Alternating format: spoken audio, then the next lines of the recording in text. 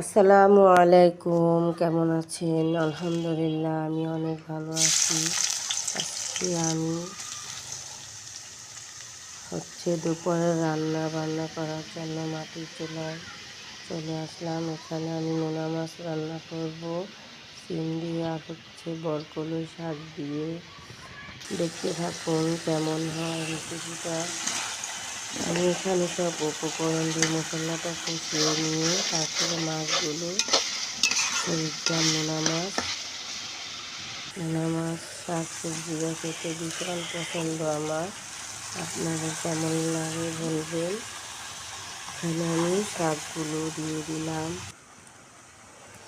এখন অল্প পরিমাণ একটু পানি দিব মাখা মাখা করে, কারণ এটাকে আমি ভাজা ভাজা করে নেব। খুবই সুন্দর জাল জ্বলতেছে মাটির চুলা, আলহামদুলিল্লাহ। এখন আমি বাইলার গুঁড়া মাছ রান্না করব।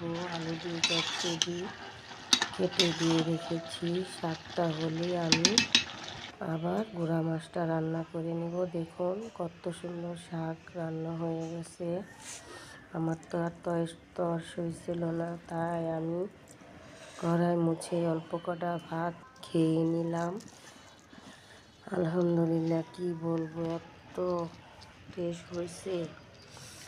আমার তো মনে চায় আমি বেশি করে খেয়ে নিই, কিন্তু না, এখন আমি গুঁড়া মাছের তরকারি রান্না করব রান্না চুলায়। তাই এখন আমি কড়াইটা ভালো মতো ধুয়ে নিব।